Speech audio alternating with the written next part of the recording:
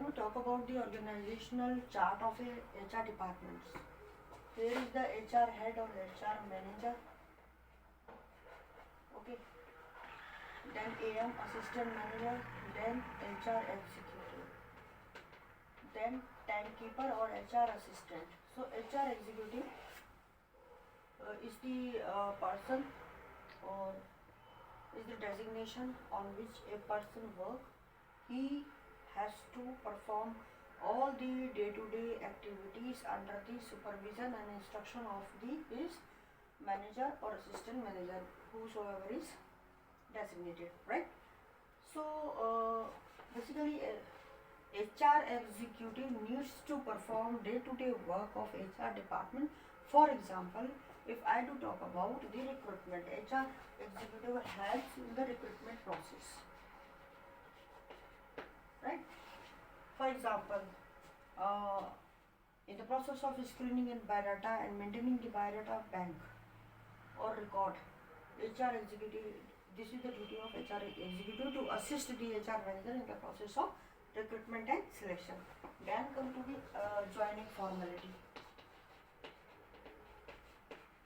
Joining formalities involved like documentation of a new joinee, then preparation of his personal file, then arrangement of his or her induction programs or orientation programs, and taking that new joinee on payroll or providing him an employee code or giving him an appointment letter. All these, during this whole process, HR executive used to assist his boss, means HR manager, and execute all the related works. Okay. Then come to the attendance, leave, and salary preparation.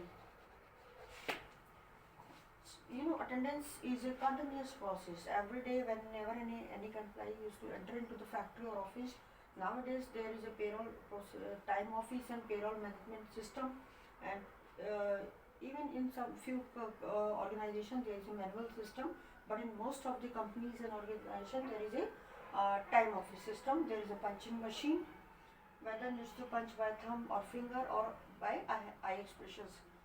So data is taken from that machine to payroll, and attendance record is monitored on a daily basis. Then managing the leave record of all the employees, every employee, and making salary by payroll system or by manual system. All this is the duty of HR executive, who used to perform this duty under the direction of his HR manager, right? 4 is PF, ESI, bonus, gratuity, etc. Right? Along with the salary, because deductions for PF and ESI are made from the salary, then the contribution of employee and employer goes to the PF or ESI department by challan system, and online work is to be done for this, to execute all these tasks. This is the duty of HR executive to perform these works on regular basis, because monthly challan system is here and return system is here periodically, right? So under the kind control of his HR manager, HR executive used to perform all these tasks. Next, come to training and development. Many times, if safety and health and safety training or training related to execution of work, suppose if a worker is or operator is working in a machine and new machine is installed, there is a requirement to give training.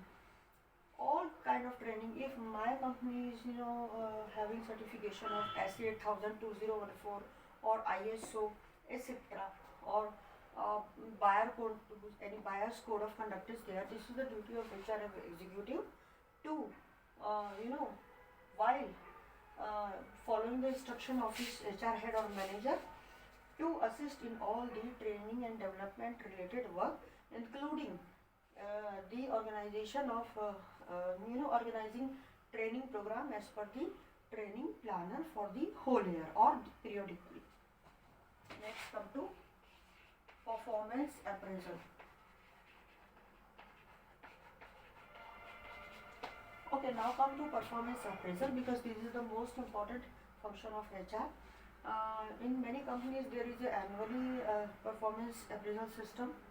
So as per the company's HR policy, HR executive needs to assist in all the related work with the HR manager for this implementation of this performance appraisal system, and to award the promotion and increment to the concerned employee as per his or her performance, right? Then the grievance redressal. Okay, as per the company's HR policy, there is a defined grievance redressal system. This is the duty of HR executive to resolve the grievance at the root level, because HR executive have direct interaction with the employees. So many times, as per the company's policy or as per the guideline or instruction which is given by his head or HR manager, it is the also duty of HR executive to convince any employee and to solve his or her query at the starting level, means root level, to dissolve the grievance.